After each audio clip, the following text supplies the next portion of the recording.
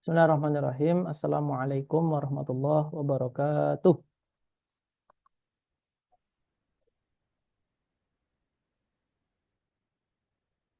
Alhamdulillah, salatu wassalamu ala rasulillah, Nabi Mustafa Muhammad ibn Abdillah, syahadu an la ilaha illallah, wa asyhadu anna Muhammadan abduhu wa rasuluh. Allahumma salli ala sayyidina Muhammad wa ala ali sayyidina Muhammad.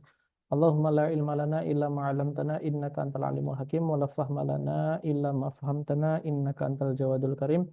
Wala haula wala quwata illa billahil aliyil azim. Allahumma inna nas'aluka ilman nafi'a wa rizqan thayyiba wa amalan mutaqabbala. Allahumma inna na'udzubika min ilmin la yanfa' wa qalbin la yakhsha wa amalin la yurfa' wa du'ain la yusma'. Allahumma akhrijna min dhulumatil waham wa akrimna bin nuril faham waftah alaina bi ma'rifatil ilm wa anshur alaina rahmatak wa dzakirna ma nusina ya arhamar rahimin. Walhamdulillahi rabbil alamin.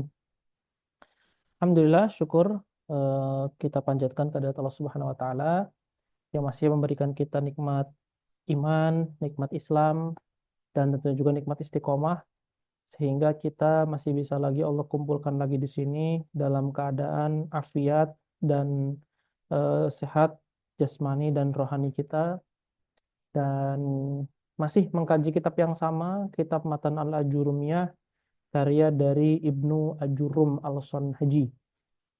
Dan kita masuk ke babak baru, bab baru, pembahasan yang juga nggak kalah pentingnya dalam ilmu bahasa Arab mengenai bab mubtada wal khobar.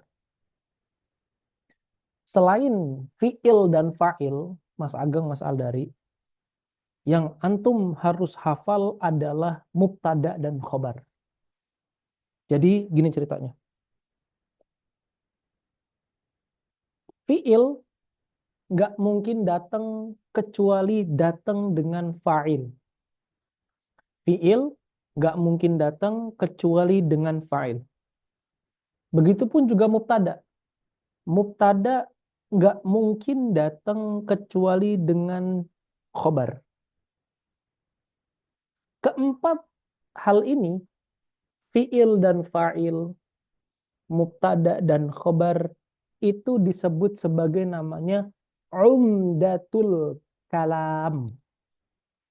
Disebut sebagai namanya umdatul kalam.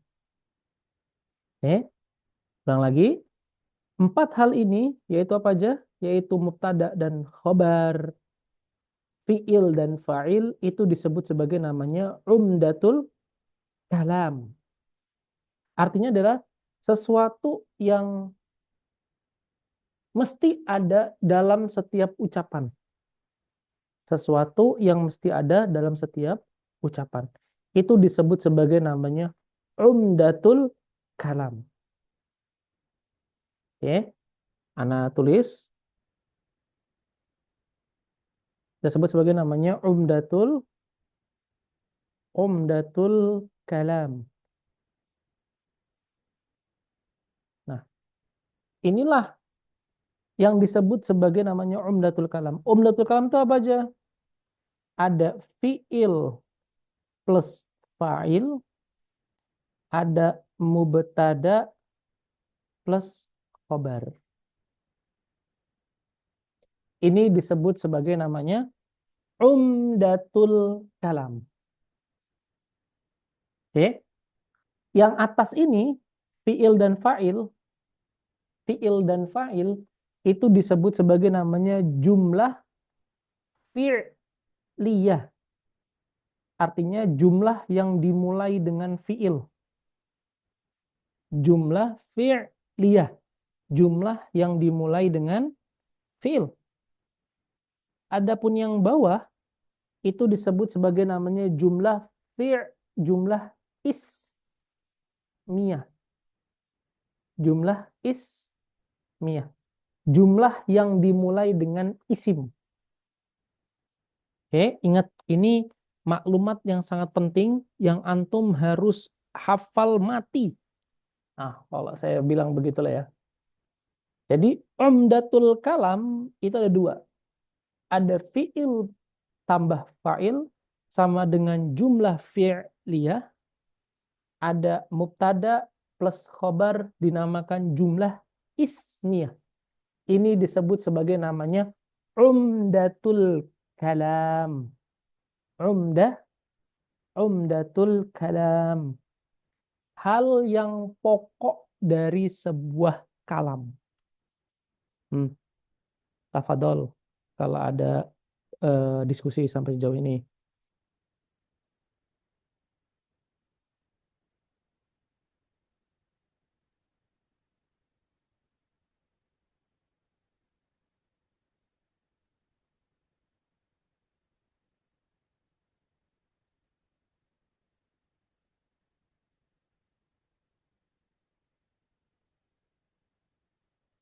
Hmm, coba ya. Kita kemarin sudah selesai mengenai jumlah fi'liyah. Hari ini kita masuk ke babak baru bernama jumlah ismiyah yang terdiri dari mubtada dan khobar. Oke, baik. Kita lanjut ke laptop dulu. Ntar. eh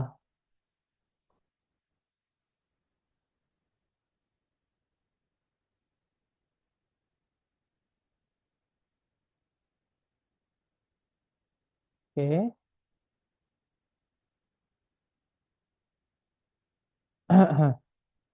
Berikutnya, Ana mau ngasih tahu antum mengenai beberapa hal yang akan menjadi pembahasan dalam bab ini.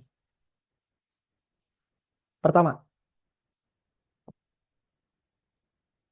kita tahu bahwasanya kita akan membahas mengenai dua hal, bab mubtada plus bab khobar. Oke, mubtada plus khobar. Baik ya. Baik. Pertama, yang antum harus ketahui bahwasanya khobar mubtada itu dia harus berupa isim. Ketentuan pertama, harus berupa isim. Ketentuan kedua, isimnya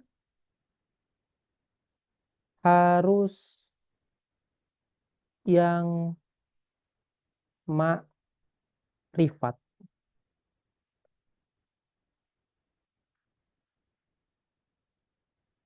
Ini dua ketentuan umum dari sebuah mubtada. Harus berupa isim, isimnya harus ma'rifat. Isimnya harus ma'rifat. Ma'rifat. Ma'rifat itu apa Ustadz? Yang nanti akan kita bahas satu persatu. Ma'rifatnya itu apa aja? Tapi hal yang umum kita ketahui, ma'rifat itu dengan al. Dengan adanya al. Alif lam samsiyah ataupun alif lam qamariyah. Setiap isim yang bertautan dengan al, maka dia disebut sebagai ma'rifat. Baik. Berikutnya, kalau kita sudah mengetahui tentang hal tersebut, maka kita lanjut ke bab khobar. Khobar ini, khobar ini dia punya ragam, punya ragam. Oke. Ragamnya itu dibagi menjadi dua bentuk. Ada disebut sebagai namanya khobar mufrad, khobar mufrad. Yang kedua, ada namanya khobar goiru mufradin. Khobar mufrad sama khobar goiru mufradin. Ada yang mufrad, ada yang bukan mufrad. Oke, coba diingat-ingat Mas Aldari. Mufrad itu artinya apa, Mas? Mufrad itu tunggal saja. Tunggal. Oke, kalau Mas Ageng, mufrad itu artinya apa?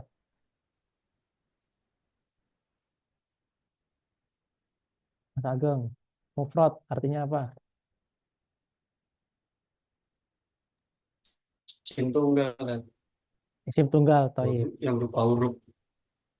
Baik. Oke. Dalam ilmu nahwu, catatan penting ya. Dalam ilmu nahwu, mufrad itu punya banyak makna. Di antara makna yang ada adalah yang tadi telah disebutkan, isim yang tunggal. Tapi dalam bab ini, mufrad itu artinya adalah bukan jumlah. Mufrad sama dengan bukan jumlah.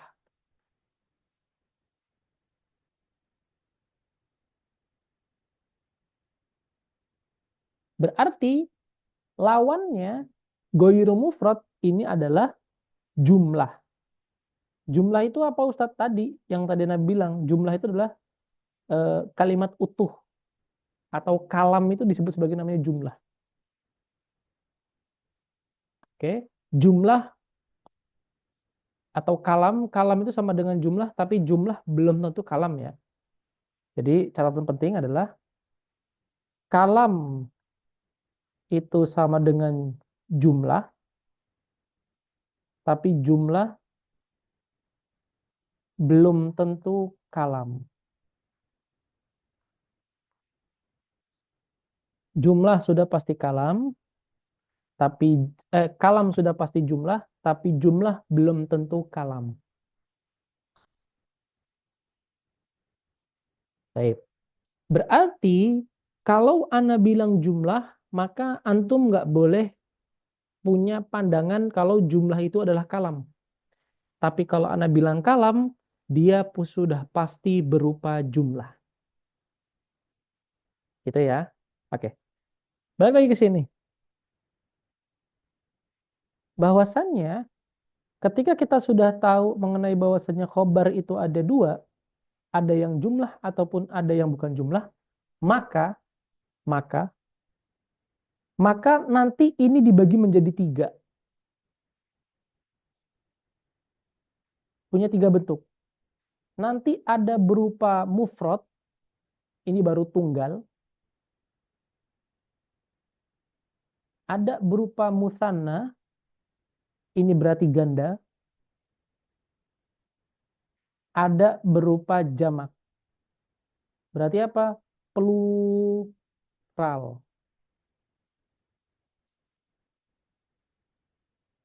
Jadi yang dimaksud mufrad di sini tuh bisa berupa mufradnya itu sendiri, bisa berupa musanna atau ganda, bisa berupa jamak atau plural.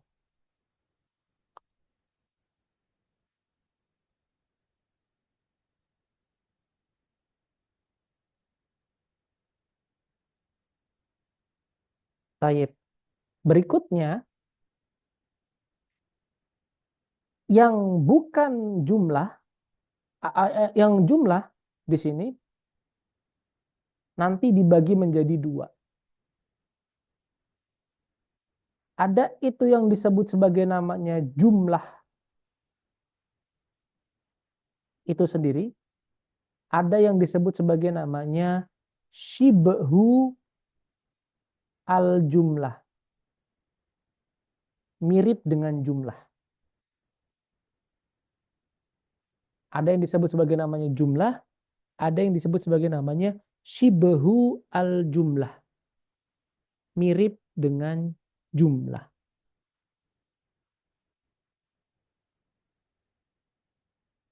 Baik, oke. Jumlahnya sendiri dibagi menjadi dua. Oke, ada jumlah ismiyah yang tadi Ana bilang ke antum.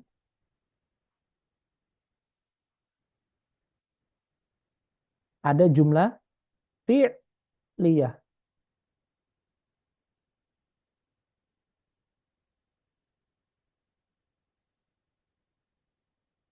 Sedangkan yang syibhul jumlah itu nanti dibagi menjadi dua. Ada nanti berupa mudhof ditambah mudhof ilaih ada nanti berupa jar ditambah majrur. Ah, di sini. Oke,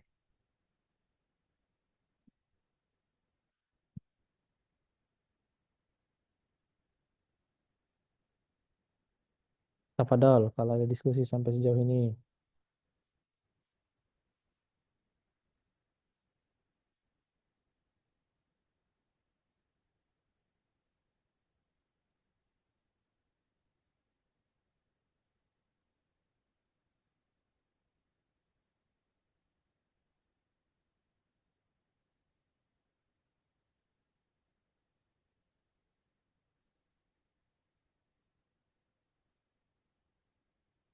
Tadi namanya berarti yang menyerupai jumlah tadi sabahu, sabahu. Shibhu al jumlah. Oh, shib, oh, shibahu, Shibhu al shibahu. jumlah.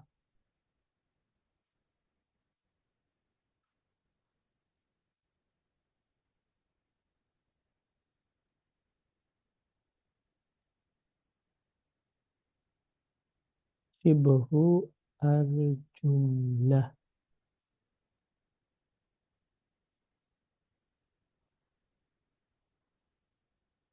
Hmm.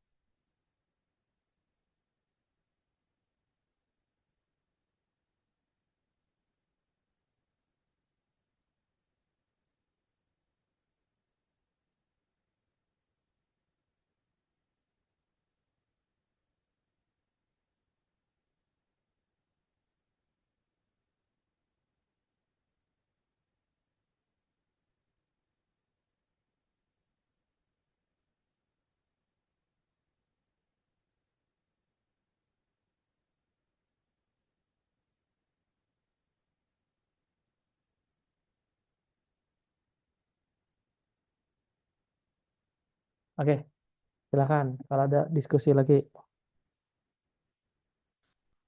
Kalau sudah, kita akan langsung masuk ke kitabnya.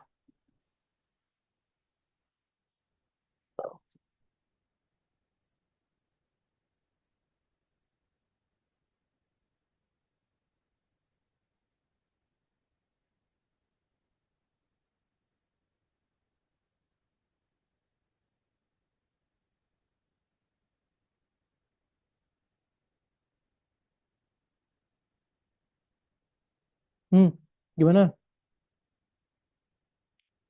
Ada kesulitan dalam memahami? Atau ada yang diinin? Ana rasa semua istilah-istilah ini sudah pernah antum dengar ya? Sudah, Sudah kan? Pak. Sudah ya. Mas Aldari sudah pernah dengar istilah-istilah ini kan? Sudah, sudah. Oke, sudah. Oke. Kalau begitu, alhamdulillahirabbil alamin, kita langsung lanjut ke kitabnya. Yuk, lanjut ke kitabnya. Taib. Barakallahu fikum. Oke, yuk kita baca. Bismillahirrahmanirrahim. Qala rahimahullahu taala wa nafa'ana bihi wa bi ulumihi wa ulumi masyayikhina fid dharaini amin. Allahumma yassir wa la tu'assir rabbi tamim bil khair bi rahmatika ya arhamar rahimin. Walhamdulillahi rabbil alamin. Babul mubtada'i wal khabari. Ini bab tentang mubtada dan khobar. Oke, sedikit disclaimer, Ana belum menemukan apa ya, belum menemukan istilah yang paling kuat atau yang paling mendekati tentang mubtada ini apa. Belum menemukan itu. Hanya saja Ana menemukan bahwasannya mubtada ya mubtada, khobar ya khobar. Tapi untuk pastinya nama untuk masing-masing itu Ana belum menemukan namanya mubtada itu bahasa Indonesianya apa. Oke. Sebelum itu coba kalau Ana kayak gini layarnya kelihatan nggak? Kelihatan, Pak. Layar ininya, layar PDF-nya. Kelihatan. Oke, kelihatan taib. Nah, Jadi ketika kita nanti pengen mengajarkan ke teman-teman, ada beberapa istilah itu yang memang bisa kita terjemahkan ke dalam bahasa Indonesia, ada yang tidak bisa kita terjemahkan dalam bahasa Indonesia. Di antara sesuatu yang tidak bisa kita terjemahkan adalah mubtada wal khobar ini. Karena hakikat dari mereka berdua itu punya keunikan, dan keunikannya itu tidak ada padanan dalam bahasa Indonesia. Bukan berarti ini bahasa Indonesia lemah ya, tapi bahasa Indonesia tidak memiliki struktur bahasa yang serupa dengan bahasa Arab gitu. Mungkin kalau kita teliti lagi mungkin ada, tapi sejauh yang Ana baca itu strukturnya dalam konun atau dalam hukum berbahasanya itu agak berbeda antara antara mubtada atau antara bahasa Indonesia dan bahasa Arab. Itu hal yang harus kita perhatikan. Oke. Mubtada itu apa Ustadz? Mubtada itu adalah huwal ismu. Dia adalah isim. Al marfu'u. Dia adalah marfu. Dia adalah marfu. Marfu berarti kalau ingat marfu berarti ada yang merofakkan. Gitu ya, ingat ya, ada yang merofakkan. Al-ari. Al-ari di sini yang kosong atau yang telanjang kalau bahasa di tubuhnya. Yang kosong. Anil awamil, an di situ maknanya dari awamil, dari amal-amal atau dari amil-amil, amil ya, dari amil-amil lafziyah yang berupa lafaz. Ingat kalau amil, ingat berarti ada rofi, ada nasib, ada jarin, ada jazim. Nah, ingat itu. Oke. Berarti ketika di sini ada mubtada, kita katakanlah ini mubtada. Mubtada ini harus berupa isim, kedua harus berupa marfu. Ya kan? Ini adalah syaratnya. Berarti sebelum ini ada amil. Tapi amilnya adalah amil yang bukan lafzi. Berarti goiru lafzi. Bukan lafzi. Amil yang goiru lafzi, itu disebut sebagai namanya amil ma'nawi. Amil ma'nawi. Amil yang goiru lafzi itu disebut sebagai namanya amil ma'nawi. Amil ma'nawi.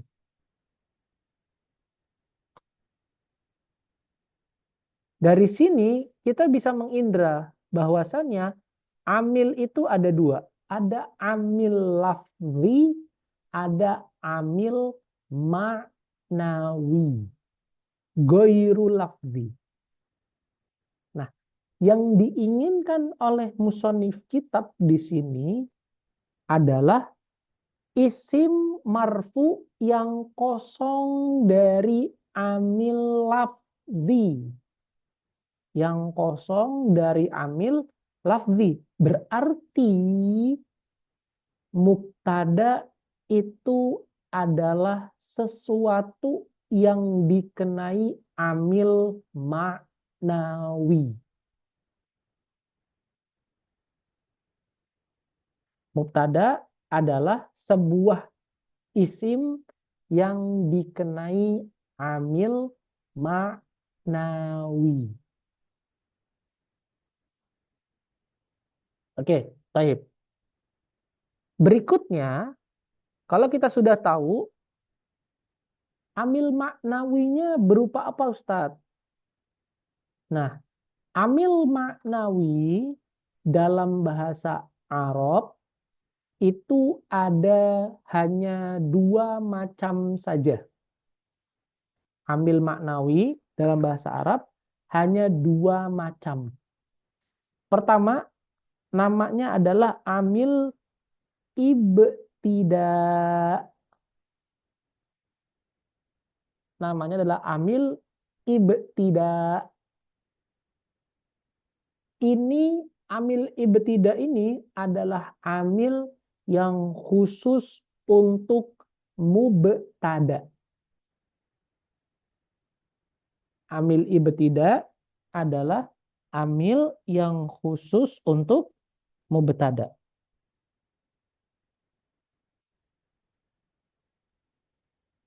Taib. Ada lagi Ustadz? Tentu ada lagi. Yang kedua disebut sebagai namanya amil mujarrad. Mujarrad. Amil mujarrad ini adalah amil yang khusus untuk fi'il mudhari'. Amil maknawi ada dua, ada amil ibtida yang khusus untuk mubtada, ada amil mujarrad yang khusus untuk fi'il mudhari'. Sok, kalau ada diskusi.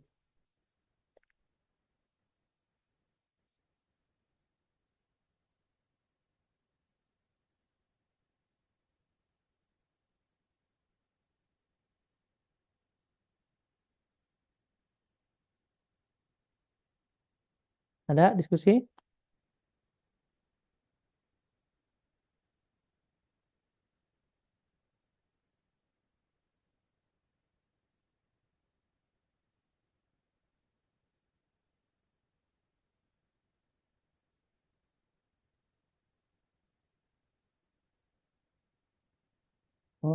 Nggak ada ya?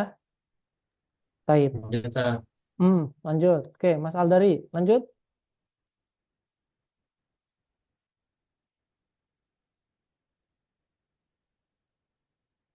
Lanjut ya. Oke. Berarti kalau di bahasa Indonesia kan itu kalau fa'il itu subjek Sat, ya. Kalau fa'il subjek ya. Ya, fa'il subjek ya.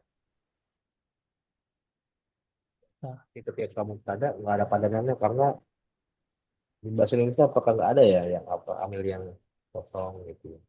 nah, itu yang saya belum bisa memastikan, Mas. Makanya saya daripada ntar saya salah, ini direkam soalnya. Mikir-mikir apa tadi?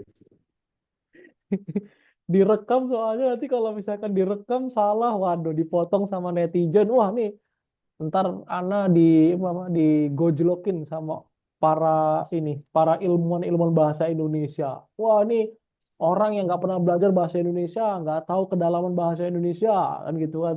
Biasanya netizen kan kayak gitu. Ntar. Jadi saya di sini berlepas diri dari itu semua. Saya katakan saya sendiri belum menemukan padanan yang tepat. Tuh.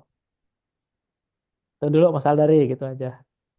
Jadi biar kita nggak Ya, ya, ya. nggak kena rujak netizen. Oke, ya berikutnya yang kedua. Yang kedua, khobar.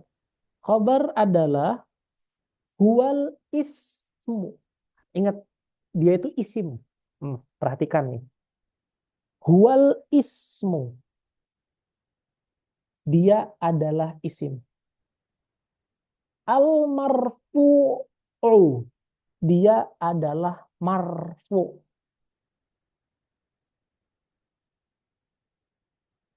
Al musnadu ilal ilaihi. Jadi al musnadu yang bersandar ila kepada haknya itu kembali kepada mubtada. Isim marfu yang bersandar kepada mubtada. Itu disebut sebagai namanya khobar.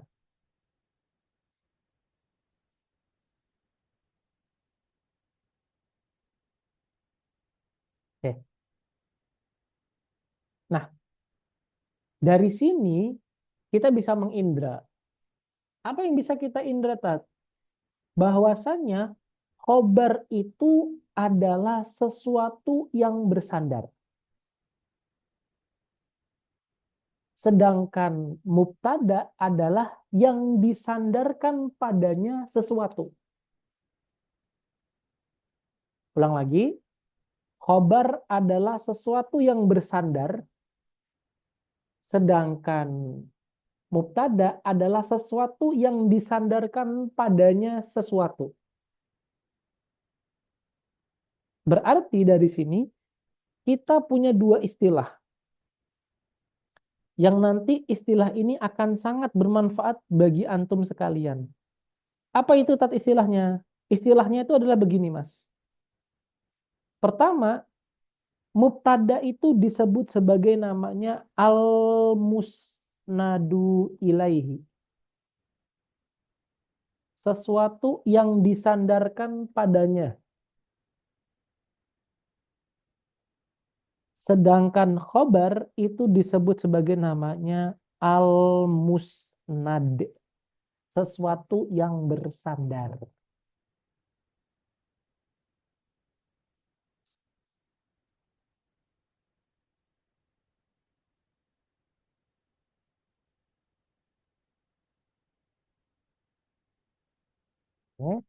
Jadi ada dua istilah. Istilah pertama namanya al-musnadu ilaihi. Yang kedua namanya al-musnad.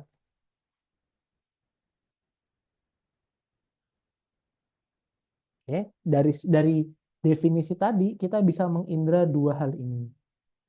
Jadi ada yang disandarkan, ada yang disandarkan padanya. Atau bahasa bahasa mudah kita, ada yang bersandar, ada yang disandarkan.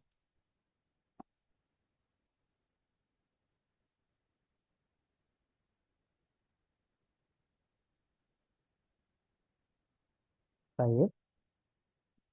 Oke,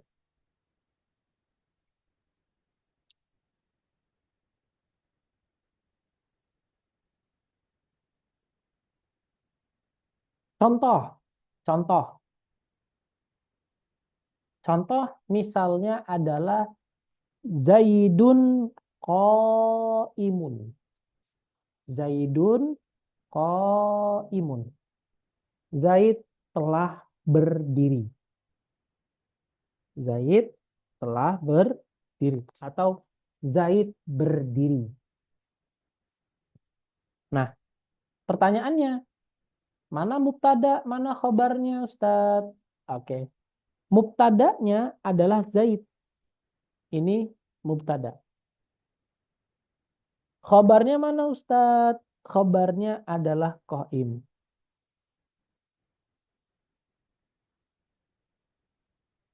Oke, pertanyaan Ana untuk Mas Ageng. Zaid tunggal atau ganda atau jamak? Tunggal. Tunggal. Oke, toib. Qaimun. Tunggal atau jamak atau ganda? Qaimun.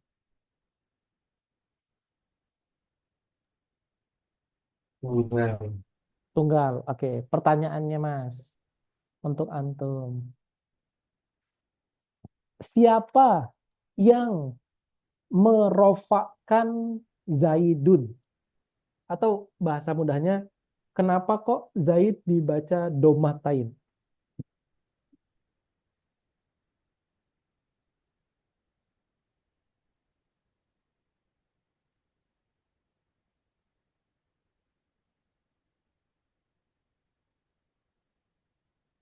Kenapa Zaid dibaca domatain?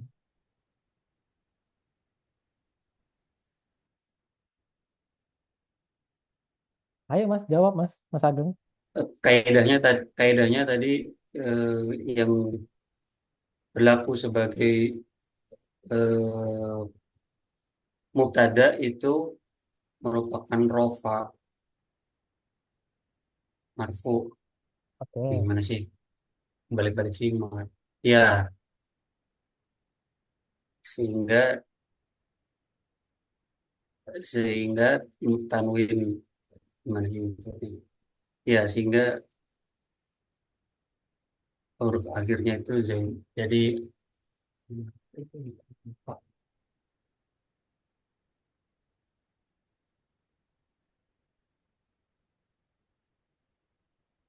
maf'ul. Siapa yang mendomahkan Zaid?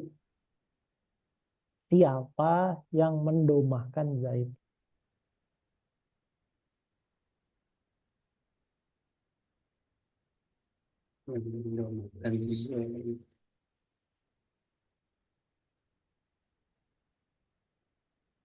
Oke deh, daripada kelamaan. Mas Aldari, siapa yang Iya, mendomahkan Zaid, Mas? enggak.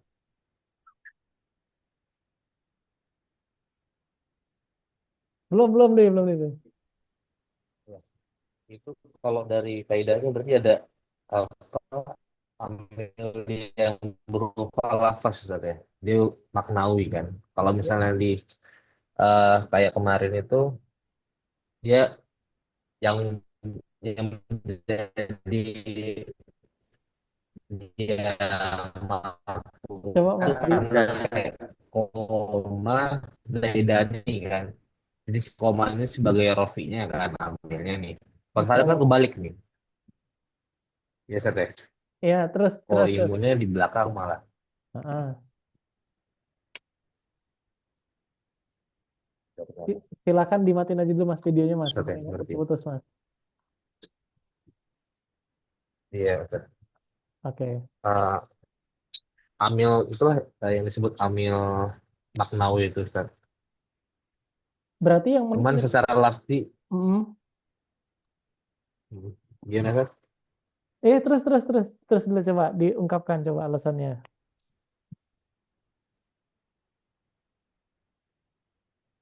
Tidak terlihat secara ini Ustaz ya, secara apa fisik jatuhnya ya.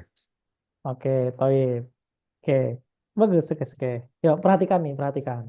Sebenarnya Mas Aldari sama Mas Ageng itu sudah paham, cuman mungkin harus dirapihkan sedikit. Oke, tadi kita bilang tadi kan, mubtada adalah isim marfu. Berarti ketika dibilangin marfu, berarti dia adalah sesuatu yang dikenai amil, ya kan? Marfu. Berarti amilnya namanya apa? Rofi. Baik ya, oke. Yang mana isim marfu ini adalah kosong dari amil lafzi. Berarti dia itu nggak kosong dari amil maknawi. Hanya kosong dari amil lafzi saja, tapi nggak kosong dari amil maknawi. Nah, berarti kalau pertanyaannya siapa yang merofakkan Zaidun? Jawabannya adalah ibtida. Jadi rofi'nya adalah ibtida. Zaidunnya adalah marfu'nya. Rofaknya apa? Rofaknya tanwin domatain. Jadi bukan koma zaidani, bukan koimunnya. Koimun kan datang belakangan. Dia nggak mungkin pengaruh ke depan. Gitu. Jadi dalam bahasa Arab itu, amil itu nggak mungkin datang belakangan, Mas. Pasti datangnya duluan. Gitu. Dan dia selalu mempengaruhi sesuatu yang datang setelah amil itu. Itu konsep amil itu gitu. Jadi nggak mungkin dia datang di belakang, tapi pasti datang di depan. Oke, nyambung sampai sini ya, Mas Ageng. Kayaknya sudah tadi udah berarti udah aman. Oke, Mas Haldari coba gimana pas sejauh ini? Aman soalnya. Oke, oke ya, oke. Pertanyaan kedua nih untuk Mas Ageng, coba. Tadi kita sepakati bahwasanya khobar itu adalah marfu. Oke, pertanyaannya, siapa yang merofakkan khobar?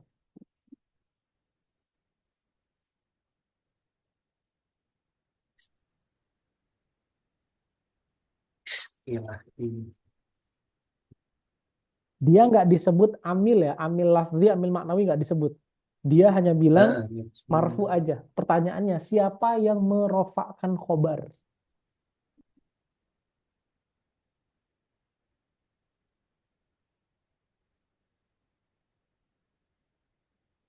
Zaid, Zaidul. Baik, barakallahu fiik.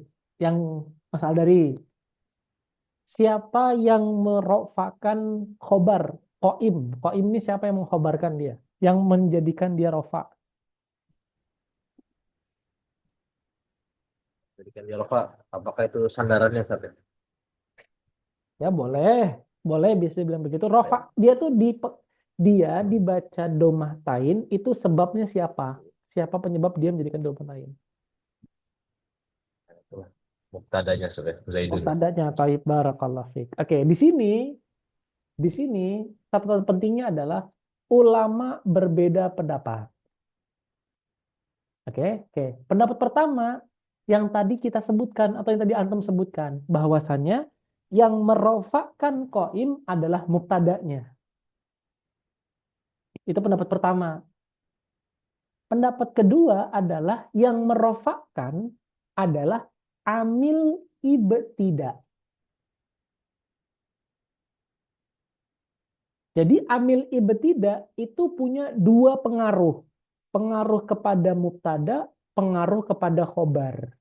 Ini pendapat kedua. Pendapat pertama, yang merofakkan khobar adalah mubtadanya itu sendiri. Lalu kalau pertanyaan, ini biasanya tanyain Ihsan, mana yang paling kuat Tat kalau gitu Tat? Yang paling kuat adalah dua-duanya kuat. Tapi kalau anak pribadi ketika diminta untuk memilih, maka yang anak pilih adalah yang merofakkan adalah ibtidak. Yang merofakkan adalah ibtidak. Kalau anak disuruh milih, anak yang merofakkan adalah ibtidak. Amil tidak Ustaz ya. Amil ibtidak. Tapi nggak menyalahkan lu ya, nggak menyalahkan yang mengatakan bahwasanya yang menjadikan khobar yang apa amil khobar itu atau yang menjadikan khobar itu rofa adalah mubtada. Nggak disalahkan juga, itu benar juga gitu. Nggak salahkan juga, itu benar. Tapi kalau disuruh milih silahkan milih masing-masing. Anak pribadi memilih yang kedua, bahwasanya yang menjadikan dia itu adalah tanwin adalah amil ibtidak. Baik, sampai di sini dapat pemahamannya. Oke. Yang kedua, di situ disebutin wazaidani qaimani. Oke. Pertanyaan untuk Mas Aldari. Ini bentuknya tunggal, jamak, atau ganda? Si azaidani ini. Zaidani dia musanna Ustaz ya. Musanna. Taib. Qaimaninya Mas. Qaimani. Oh, ini harusnya sama Ustaz ya. Harusnya sama. Oke, taib. Dari sini kita bisa mengindra lagi, Mas. Apa yang bisa kita indra? Bahwasannya mubtada dan khobar itu selalu senada, berirama, seiring sejalan. Artinya ketika mubtada mufrad maka khobarnya mufrad. Ketika mubtadanya itu adalah ganda maka khobarnya juga ganda. Ini dari dua contoh ini kita bisa langsung mengindra. Oh, ternyata syarat kedua ataupun syarat dari sebuah khobar itu harus mengikuti mubtadanya. Artinya apa? Artinya mubtada itu menjadi penentu apakah khobarnya itu mufrad, apakah musanna, ataukah jamak. Kenapa begitu? Karena mubtada dan khobar harus selalu senada, seirama dalam bentuknya sebagai jumlah ismiyah. Oke, Taib sampai sejauh ini ada masalah dalam hal yang disampaikan.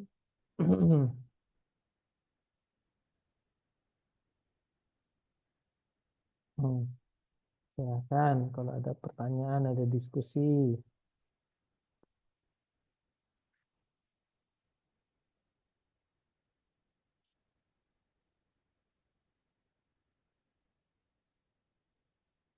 Hmm. Yuk, Mas Aldari, Mas Ageng, kalau ada diskusi, pertanyaan.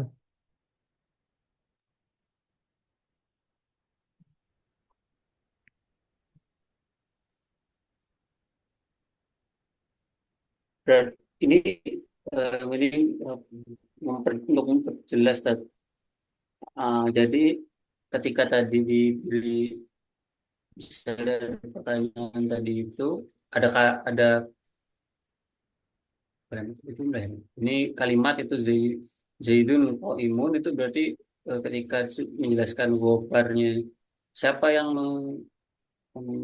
apa namanya meng- meletakkan amil Tarwin tadi itu nyebutin yang ada di kalimatnya atau tulisnya atau menyebutkan amil tidak gitu aja. Jadi kan gini, amil ibtida itu kan amil yang tidak tersembunyi, amil yang tersembunyi, Mas, amil yang tidak dilafazkan. Jadi nanti ketika kita mengi'rab, Afwan, macet-macet. oke, taib, taib, taib.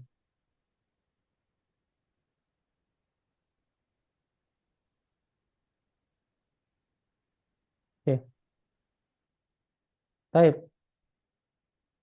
Sekarang cek, cek, Bismillah. Nah, aman sekarang?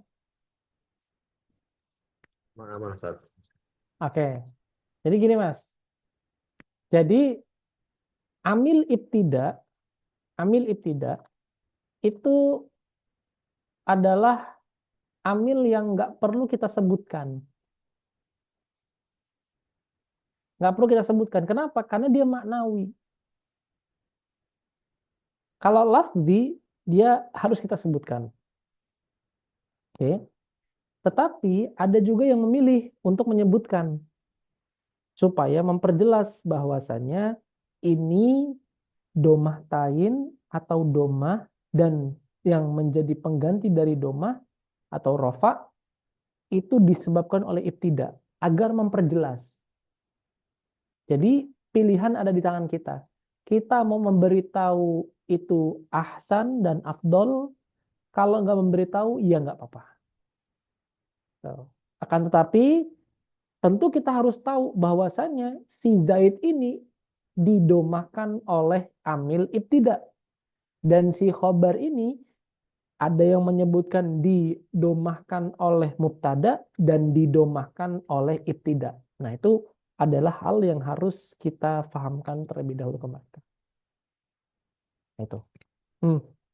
Mas Aldari, kalau ada Mas Ageng dan Mas Aldari kalau ada lagi diskusi silakan.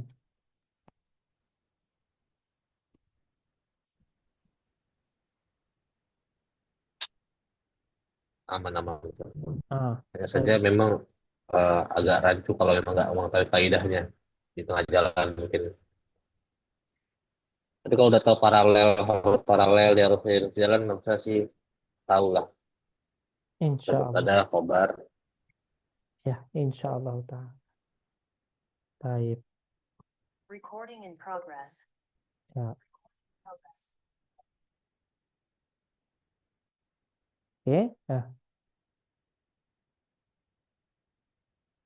ini Afwan ya. Sepertinya apa koneksi Anda lagi buruk ini. Jadi agak macet-macet ini di layar satunya. Sebentar, Ana coba ini lagi dulu.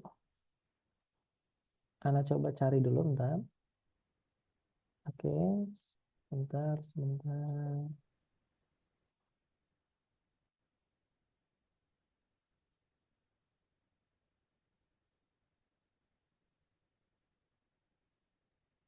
Allahumma shalli ala sayyidina Muhammad.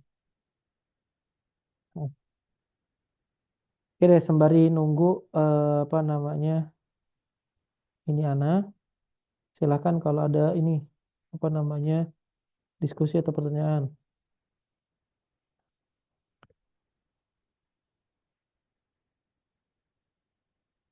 Hmm,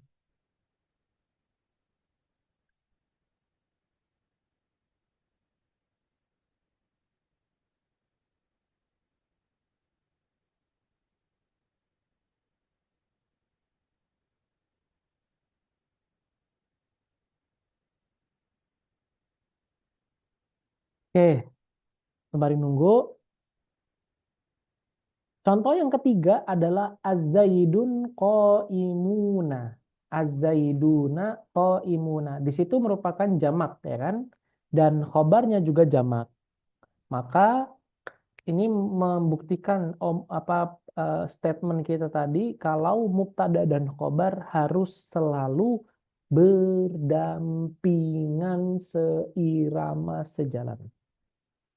Itulah adalah beberapa perihal yang harus kita ketahui mengenai mubtada dan khobar dan juga ketentuan-ketentuan yang ada di dalamnya. Oke, baik, sampai jauh ini. Berikutnya, kalau kita lihat lagi bahwasannya di dalam pembahasan berikutnya ada pembahasan tentang macam-macam khobar. Oke, dilihat itunya kitabnya masing-masing aja. Dilihat kitabnya masing-masing. Di tempat Anda masih agak loading ya. Oke. Wal mubtada'u qismani. Oke. Kita punya pertanyaan tuh.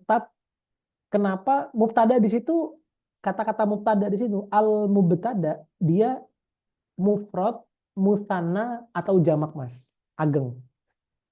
Kan disebutin wal mubtada'u qismani. Itu kan jumlah ismiyah kan? Jumlah terdiri dari mubtada dan khobar. Oke. Pertanyaannya, kalimat mubtada di situ Mas Ageng, itu dia tuh tunggal, jamak atau ganda.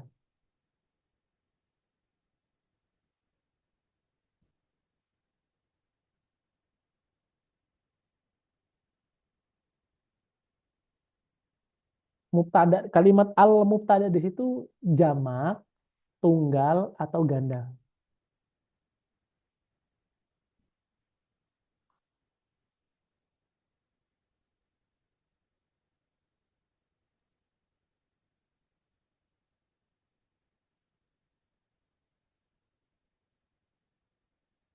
Ayo Mas, Ganda. al mubtada Tunggal. tunggal. Oke, baik. Mas Aldari, tunggal, ganda atau jamak, Mas? Dalam kalimat al mubtada'u qismani. Isman. Tahu Isman. gimana? Ya, al Ya, mubtada di situ dua jenis. Isman itu kan dua. Isman. Oke, coba tuh. Isma ini harusnya ganda tuh katanya. Ganda. Ganda seharusnya Isma ini. Kalau dia Karena nanti menjelaskan jenisnya ada dua. Oke, baik. Berarti kita punya pertanyaan gini. Apakah mungkin sekelas Ibnu Ajurum yang kitabnya kita pakai itu melakukan kesalahan dalam penulisan? Apakah mungkin begitu? Mungkin nggak kira-kira gitu loh. Ini kita berbicara soal sedang mengkritisi gitu loh. Mengkritisi. Apakah mungkin seorang Ibnu Ajurum itu melakukan kesalahan dalam penulisan? Hal yang sepele cuma mubtada wal khobar doang. Beliau salah nulis itu mungkin nggak Mas Aldari?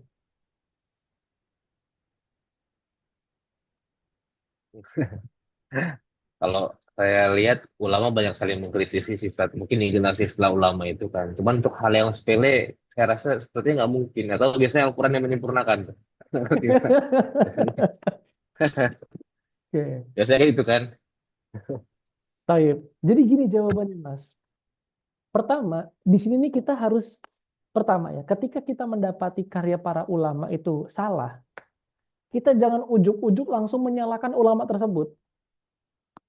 Wah, mosok sekelas Ibnu Ajurum salah dalam nahunya. Nggak begitu cara mengkritisinya. Pertanyaannya tuh emang lu tuh siapa gitu loh. Lu sama Ibnu Ajurum tuh nggak ada apa-apanya gitu loh. Lu berani-beraninya langsung merendahkan Ibnu Ajurum salah dalam nulis kitab, itu nggak masuk akal kalau lu mengkritisi seperti itu. Nah, nggak masuk akal. Jadi ada adab terhadap ulama ketika kita membaca ada kesalahan dalam penulisan. Oke. Yang kedua, di sini kita yang harus luwes dalam berpikir. Oh, mungkin nggak ya kalau mubtada di sini itu punya makna banyak atau punya makna ganda? Mungkin. Oh, ternyata. Nah, ternyata Mas Ageng, Mas Aldari, kalimat al-mubtada di sini itu, Mas, kalimat al-mubtada di sini, iya, dia itu mengandung al. Kan ada alnya kan? Di sini ada alnya, al-mubtada. Oke? Al-mub Ya Allah. Oke, taib. Al-mubtada di sini, Mas, al di sini itu merupakan atau maknanya adalah al-jinsiyah. Alnya, al di sini, insya Allah nanti akan ada pembahasannya. Jadi al itu di antara maknanya dia bermakna al-jinsiyah. Al-jinsiyah itu apa, Ustadz? Yang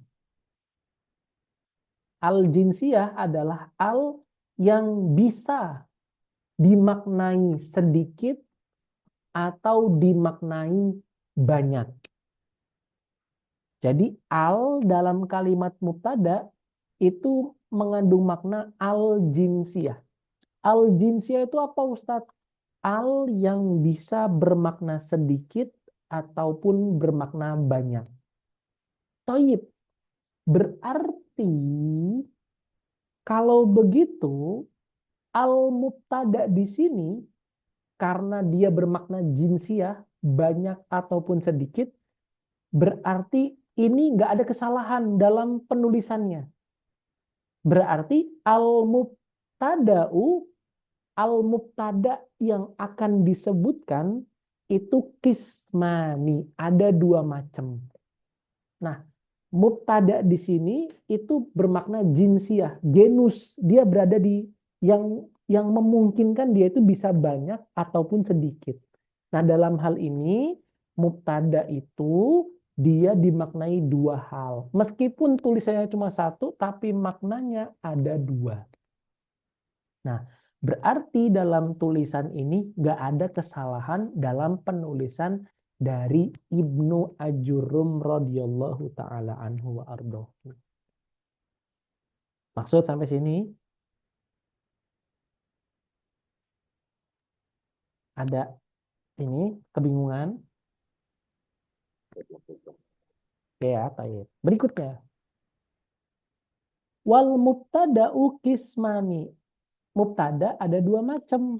Pertama ada namanya zahirun. Yang kedua adalah mudmarun. Zahir berarti isim selain isim domir. Berarti isim yang bukan isim domir berarti apa? Ya berarti ya selain isim domir. Gitu. Zaid, kolam, bustan, madrasah, kitab. Nah itu semua merupakan isim zahir. Yang kedua adalah isim mudmar, isim domir. Oke. Nah, untuk memperjelasnya, musonif kita masih tahu, fadzahiru, kalau kamu sudah mengetahui bahwasanya mubtada itu dibagi menjadi dua, maka isim zohir itu adalah ma taqaddama dzikruhu, yang tadi sudah disebutkan, yaitu siapa aja? Zaid, Zaidani, Az-Zaiduna, itu merupakan isim zohir. Isim yang bukan merupakan domir atau kata ganti. Yang kedua adalah mudmar atau isim domir. Isim domir itu apa, Tat? Isim domir adalah isim 12. Berupa apa? Berupa ana, nahnu, anta, anti, antuma, antum, antunna, huwa, hiya, huma, hunna. Ini disebut sebagai namanya isim domir. Oke, Ibnu Ajurum kasih kami contoh dong kalau begitu. Toyib, kata Ibnu Ajurum. Saya akan kasih contoh. Nahwu qaulika, seperti perkataanmu, ana qaimun. Ana sendiri, qaim tunggal.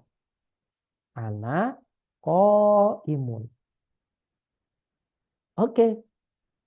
Terus pertanyaan Mas Ageng. Tat. Ya. Kata antum tadi mubtada itu harus harokatnya domah. Atau dia itu rofa. Kok di sini dia nggak ada rofa, Tat? Malah dia sukun di sini. Ana sukun dia. Nah, itu gimana, Tat? Nah,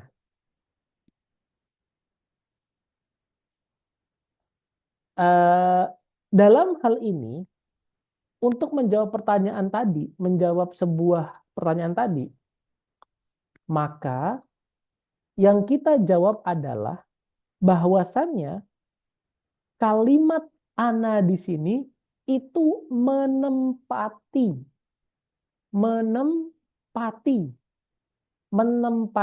tempatnya domah. Menempati tempatnya domah. Jadi ana di sini itu dianggap harokatnya domah. Ana di sini dianggap harokatnya domah. Nah, nama i'rab untuk isim-isim yang tidak nampak domahnya, yang tidak nampak kasrohnya, yang tidak nampak fathahnya, yang tidak nampak hal-hal yang lainnya yang menjadi bagian dari i'rab, itu disebut sebagai namanya i'rab mahalli. I'rab mahalli. Jadi i'rab itu ada dua macam. I'rab yang biasa kita kenal, ada i'rab mahalli namanya. Itu i'rab mahalli adalah i'rab yang khusus untuk isim-isim yang berupa domir atau domir. I'rab mahalli adalah isim-isim yang berupa i'rab yang dikhususkan untuk isim-isim domir dan yang semisalnya dengan isim domir.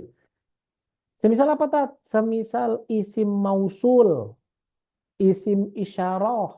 Nah, itu ketiga isim ini i'rabnya disebut sebagai namanya i'rab mahalli. I'rab mahalli. Oke, nanti akan kita bahas itu, insya Allah. Oke, berikutnya yang kedua, berikutnya nahnu qaimuna. Nahnu qaimuna. Oke, di sini qaim sudah berharokat sebagai domah, Ustaz. Tadi kata Ustadz bilang bahwasanya seluruh isim domir itu harus i'rabnya mahalli. Pertanyaannya, kalau sudah domah begini apakah harus menggunakan i'rab mahalli? Jawabannya tentu harus menggunakan i'rab mahalli. Kenapa? Karena nahnu meskipun dia harokatnya domah dan mubtada harokatnya domah, tetapi dia hakikatnya bukan mubtada yang zohir, tapi dia adalah mubtada yang mudmar. Maka dia harus digunakan i'rabnya adalah i'rab mahalli dan bukan i'rab yang biasa kita gunakan untuk isim zohir. Terus apa lagi? Wa ma asbaha dzalika, dan yang semisalnya dengan hal tersebut. Baik, sampai di sini. Silakan kalau ada diskusi dan pertanyaan.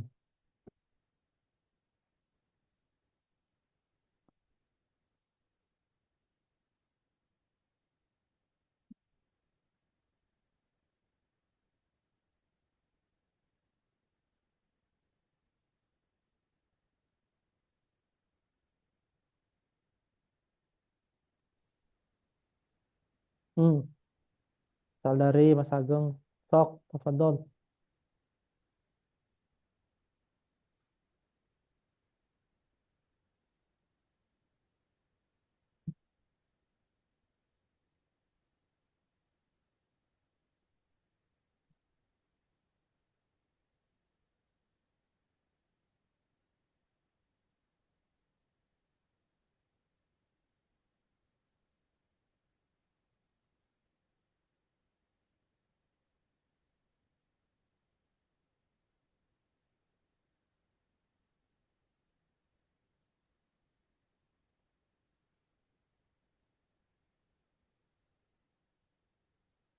Hmm.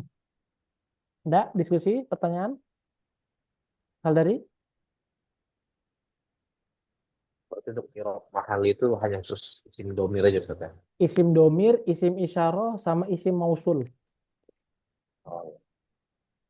Isim domir, isim isyarah, sama isim mausul.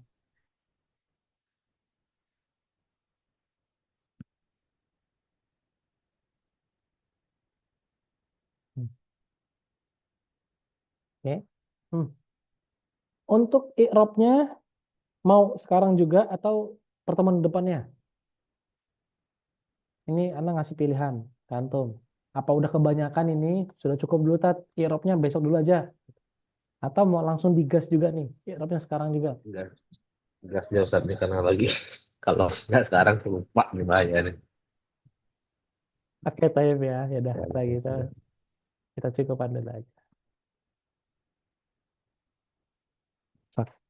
Oke, cukup Mas Ageng nih. Mas Aldari sudah cukup nih. Antum udah cukup juga ya. Oke, taib. Barakallah li walakum. Nah, itu dulu aja. Ini semoga yang pelan ini dan lambat ini semoga bisa dimengerti. Tapi bagaimanapun juga tetap kita harus memurojaah. Dan ya namanya juga anak sebagai pengajar juga berusaha semaksimal mungkin untuk pelan dan untuk bisa cepat paham antum dengan metode yang seringkas-ringkasnya dengan juga apa namanya penjelasan yang semaksimal-maksimalnya. Semoga bisa dipahami ini. Nanti kalau ada pertanyaan, ada diskusi, tafadhol silakan diajukan, ditanyakan. Dan insya Allah pertemuan berikutnya kita akan coba mengi'rab khusus mubtada. Jadi pertemuan besok kita i'rab mubtada dulu. I'rab mubtada satu persatu mulai dari i'rab biasa sampai i'rab mahali. Ya, i'rab mahali. Oke. Nanti setelah itu baru kita membahas tentang khobar. Karena khobar ini juga nanti punya belibet juga, dia agak belibet juga dalam mengi'rabnya karena dia juga ada juga i'rab mahalinya juga. Maka kita semoga dengan kita mempelajari mubtada dulu, kita bisa dengan cermat dan dengan teliti membahas tentang i'rab mahali secara pas dan presisi sehingga bisa kita gunakan dalam berbagai ilmu yang kita pelajari. Biiznillah ta'ala. Itu dulu aja. Nakhtatim bil hamdalah. Alhamdulillahi rabbil alamin. Wa doa kafatul majlis. Subhanakallahumma wa bihamdika. Asyhadu an la ilaha illa anta nastaghfiruka wa natubu ilaik. Wa sallallahu ala sayyidina Muhammad wa ala ali sayyidina Muhammad. Wassalamualaikum warahmatullahi wabarakatuh.